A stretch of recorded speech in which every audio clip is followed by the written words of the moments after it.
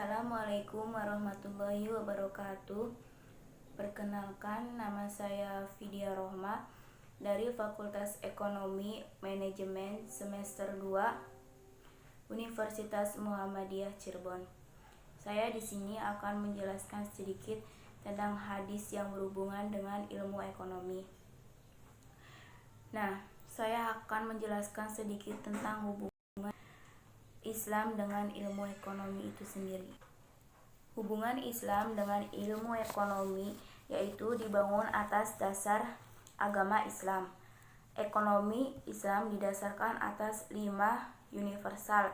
Yang pertama tauhid atau keimanan, yang kedua itu adil atau keadilan, yang ketiga itu nubuwah atau kenabian, yang keempat itu khilafah atau pemerintah, dan yang kelima itu ma'ad atau hasil.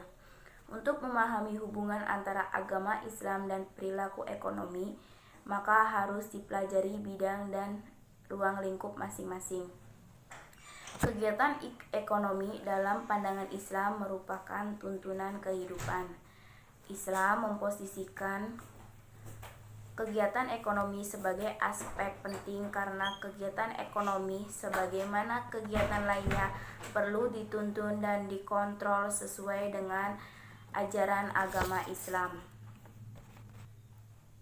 Nah, saya akan menjelaskan satu hadis yang berhubungan dengan ilmu ekonomi, yaitu tentang jual beli. Hadis ini berbunyi, An Abdurrahman bin Bakr qala Abu Bakr radhiyallahu anhu qala Rasulullah wallahu alaihi wassalam, la tabi'ud dhahaba bidh-dhahabi ila sawa'an bis-sawa'i wal fiddata bil fiddati ila sawa'an bis-sawa'i wa bi'ud dhahaba bil fiddati wal fiddata bidh-dhahaba kaifa syi'tum.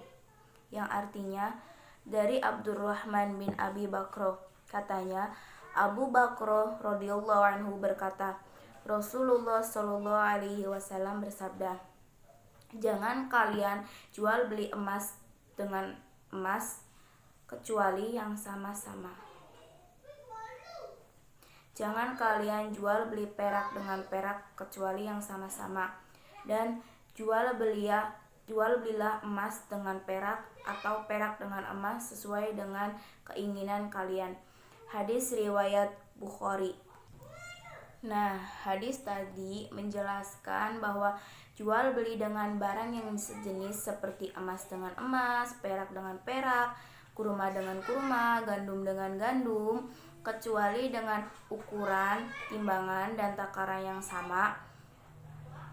Jika jual beli atau tukar menukar itu dilakukan dengan ukuran dan timbangan yang berbeda, maka termasuk ke dalam kategori riba, kecuali objek yang diperjualbelikan itu berbeda, misalnya emas dengan perak, emas dengan gandum, atau yang lainnya diperbolehkan dengan ukuran dan timbangan yang berbeda. Contohnya nih, kalau dalam kehidupan sehari-hari di sini nih, kita jual tukar menukar beras dengan beras. Nah, itu tuh harus sesuai dengan timbangan takaran yang sama.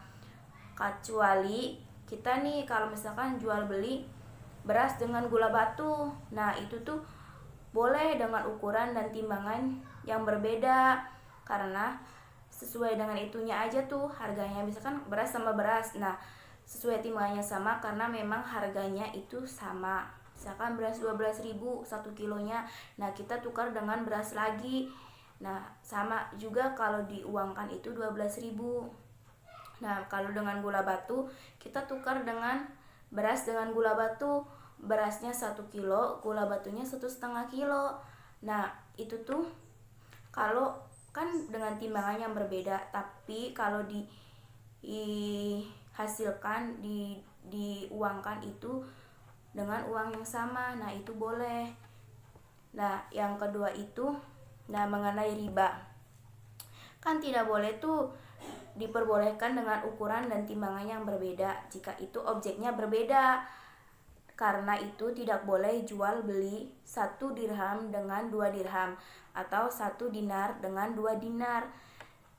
sesuai dengan sabda Nabi yang berbunyi, An Utsman bin Affan an Rasulullah sallallahu alaihi wasallam qala la tabi'ud dinaro bid dina roina wala dirhama bid dirhamani, yang rawahu Muslim, yang artinya dari Utsman bin Affan bahwasanya Rasulullah sallallahu alaihi wasallam bersabda, jangan kalian berjual beli 1 dinar dengan 2 dinar dan 1 dirham dengan 2 dirham. Hadis riwayat Muslim. Nah, maksud hadis itu seperti yang tadi saya bicarakan. Kita tidak boleh jual beli atau tukar menukar dengan 2 dirham atau dengan 1 dinar. Tapi harus yang sama-sama. Kayak seperti tadi beras dengan gula batu. Nah, beras dengan gula batu kan itu tuh kalau dirupiahin kan beda. Nah, kalau dengan timbangan yang sama itu berarti tetap hasilnya sama. Tapi kalau dengan timbangan dan takaran yang sama, itu nanti kalau diuangkan itu dengan hasil yang berbeda. Kecuali apabila salah satu sifat yang diperjualbelikan itu berubah, misalnya warnanya atau bentuknya. Nah, itu tuh boleh dengan timbangan yang sama. Seperti kayak misalkan kalau dalam buah itu masih segar atau tidak gitu tuh. Nah, saya akan memperjelas lagi. Maksud dari 2 hadis itu, misalnya nih, kan itu kan tidak jual beli dengan barang yang sama, harus sesuai takaran dan timbangan yang sama. Nah, kecuali objeknya itu, barangnya itu berbeda, berarti kita boleh dengan timbangan dan ukuran yang sama. Seperti yang saya jelaskan tadi, soal beras dan gula batu.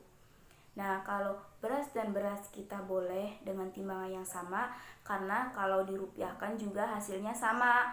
Tapi kalau beras dan gula batu itu dengan timbangan yang boleh dengan timbangan yang berbeda, karena kalau dengan timbangan yang sama otomatis akan lebih, kalau dirupiahkan akan lebih ke gula batu, karena gula batu lebih berat dibandingkan beras.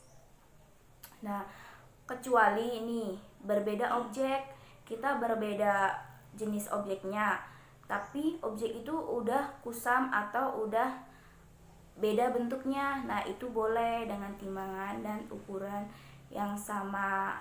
Seperti itu. Mungkin cukup sekian dari saya, kurang lebihnya mohon maaf. Wabillahi taufik wal hidayah. Wassalamualaikum warahmatullahi wabarakatuh.